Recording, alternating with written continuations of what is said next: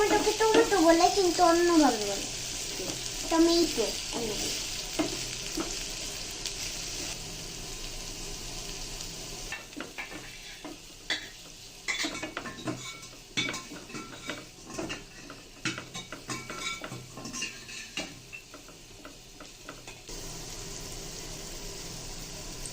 মানে আমরা ভেঙে নিব ডিমটাকে।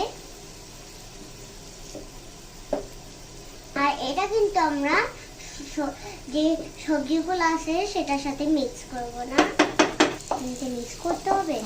সবজির সাথে ডিমটা মিক্স করবা, তারপরে সবজির সাথে